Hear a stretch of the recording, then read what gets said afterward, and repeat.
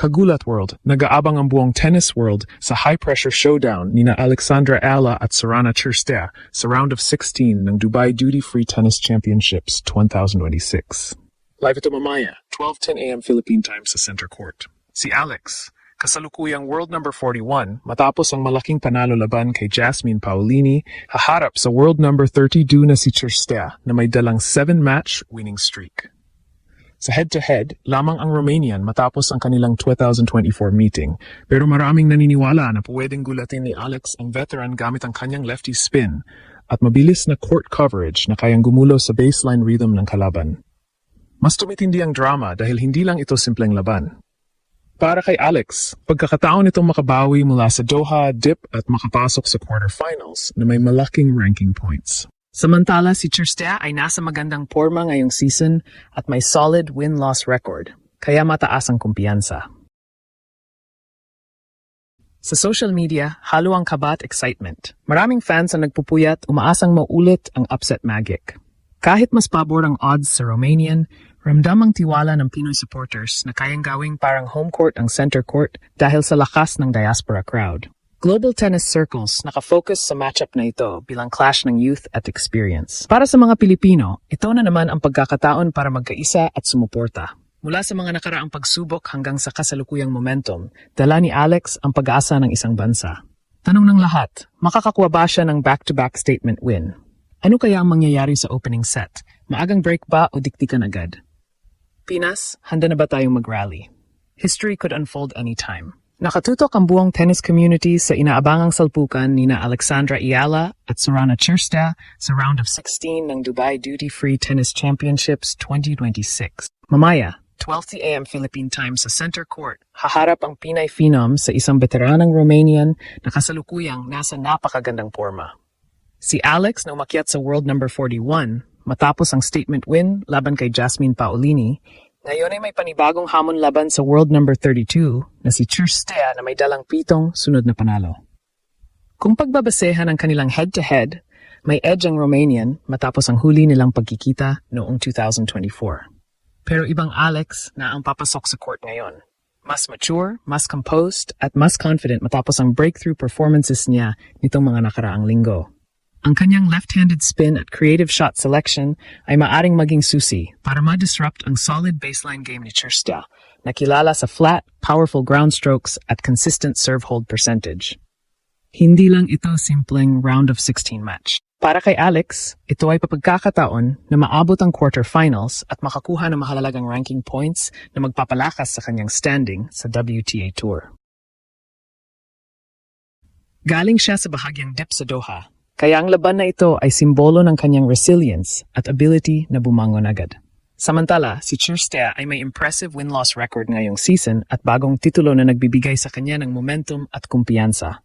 Sa social media, ramdam ang tensyon at excitement. Maraming Pilipino ang nagpupuyat para masaksihan ang laban. Umaasang maulit ang upset magic na ipinakita ni Alex sa nakaraang round.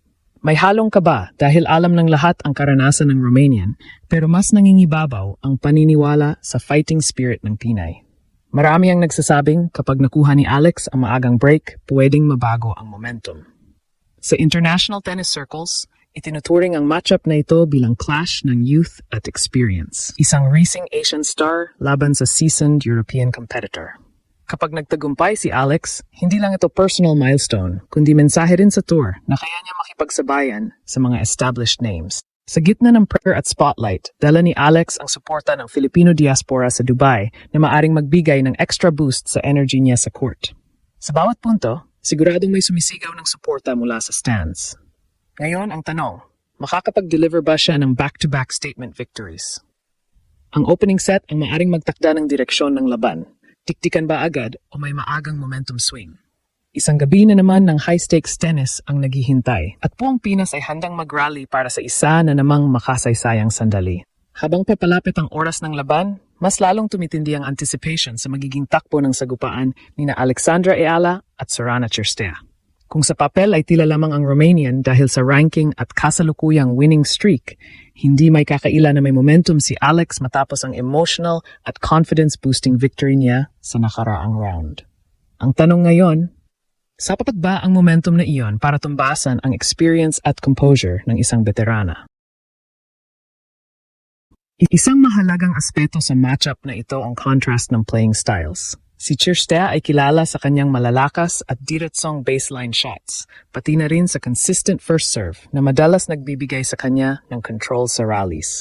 Kapag nakapwesto siya ng maayos, mahirap siyang pigilan. Ngunit dito papasok ang tactical edge ni Alex. Bilang lefty, may natural advantage siya sa spin at angles na maaring magpahirap sa teaming ng Romanian. Ang kanyang court movement at defensive retrieval ay maaari ring maging sandata upang pahabayin ang exchanges at pilitin ang kalaban na magkamali. Bukod sa technical battle, may mental chess match ding mangyayari.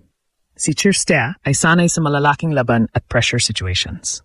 Ngunit si Alex, sa kabila ng kanyang kabataan, ay nagpakita na ng maturity sa mga high-stakes moments.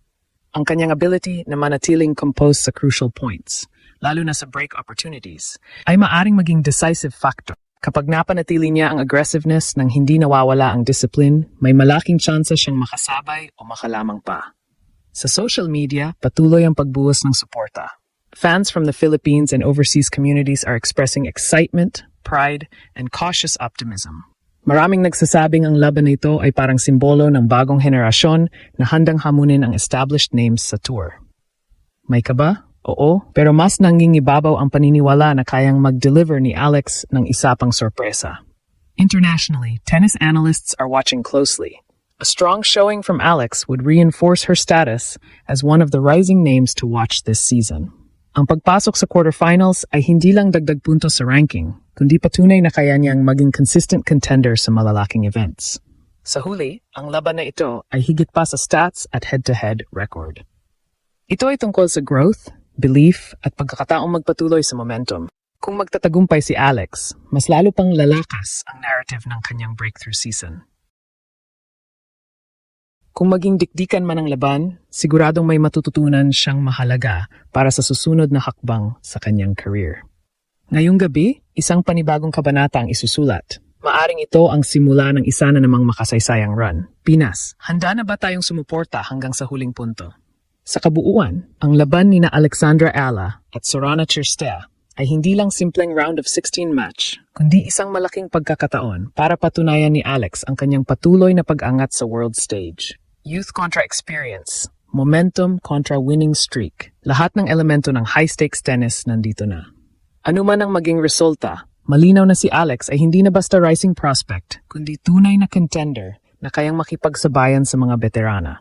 Sa suporta ng mga Pilipino sa buong mundo, dala niya ang lakas at paniniwala ng isang bansa na handang mangarap at maniwala hanggang sa huling punto.